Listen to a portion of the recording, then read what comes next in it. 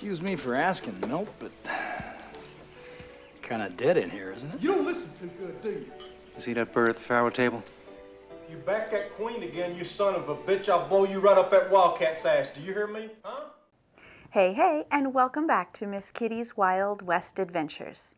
Today, we're diving into the story of Johnny Tyler, whose larger-than-life presence in Tombstone may have altered the course of history as we know it. You might remember him as the brash gambler in Tombstone, but the real Johnny Tyler was much more than just a hot-headed faro dealer. His conflicts, alliances, and ultimate downfall shaped the trajectory of the Wild West in ways most people don't realize.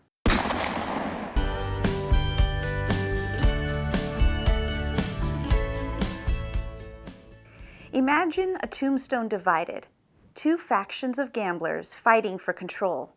On one side, the Slopers, led by Johnny Tyler, representing the Pacific Coast's rough and tumble sporting men.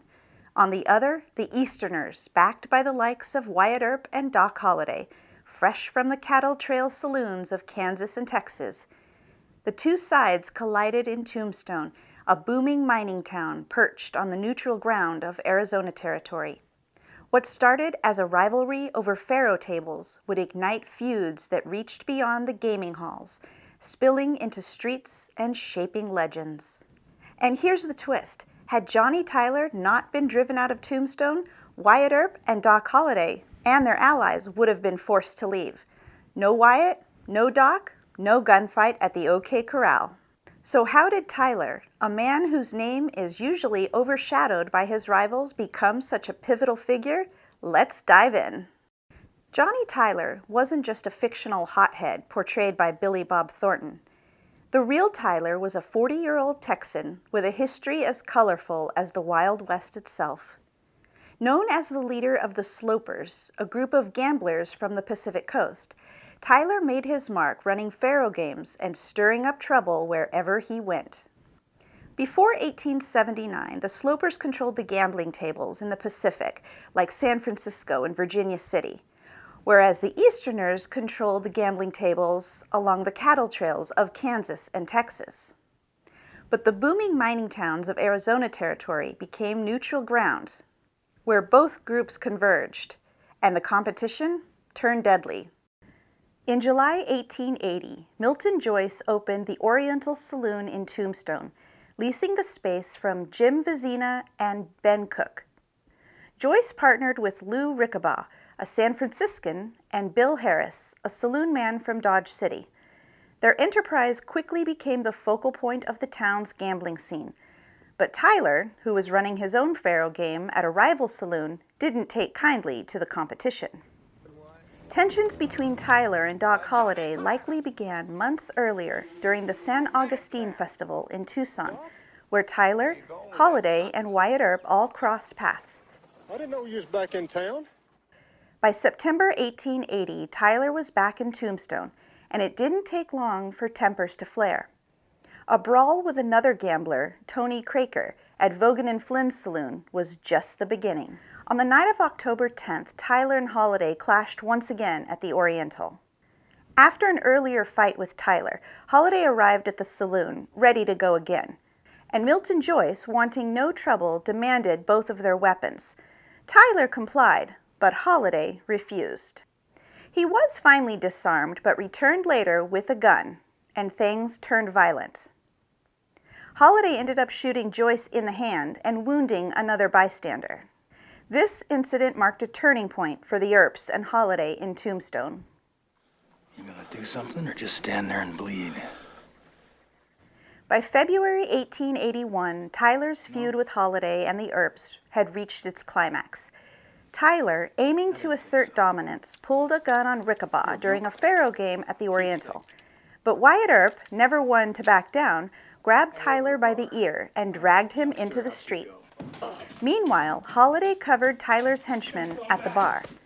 The Slopers' leader was humiliated, and his time in Tombstone came to an end. But Tyler's story didn't end in Tombstone. By 1882, he resurfaced in Leadville, Colorado, where he took over the job as faro dealer that Doc Holliday had recently been fired from.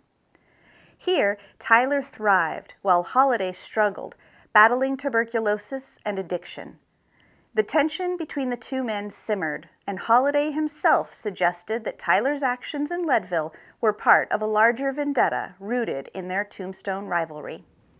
In August of 1884, Holliday found himself in yet another confrontation, this time with Billy Allen, a bartender who worked alongside Tyler. While the dispute was officially over a $5 debt, Holliday hinted that it was part of the original feud that went all the way back to Tombstone. Despite his deteriorating health, Holliday ended up surviving this battle, one in court and one in the court of public opinion. But the shadow of Tombstone loomed large over both men. Johnny Tyler disappeared from history after 1886. Some sources report he may have retired to the Far East. I could not find any information over his death or burial. If you guys have any information, be sure to leave a comment down below. As for Holliday, his story ended in 1887 in Glenwood Springs, Colorado. Yet their fateful encounters in Tombstone and in Leadville remind us how personal vendettas shaped the Wild West. Had Tyler remained in Tombstone, the Earps and Holliday might have been driven out, and the fateful gunfight at the OK Corral might never have happened. Johnny Tyler's story may not be as well known as the Earps or Doc Holliday, but his role in their saga cannot be ignored. He was a gambler, a hothead, and a man who left his mark on history in ways no one could have predicted. You nerve-wracking sons of bitches. Something on your mind? We hope you enjoy this episode of Miss Kitty's Wild West Adventures. If you did, be sure to give this video a thumbs up, hit the subscribe button, and ding the bell for notifications. And in the meantime, I'll catch you on down the trail. Oh, Johnny, I apologize. I forgot you were there. You may go now.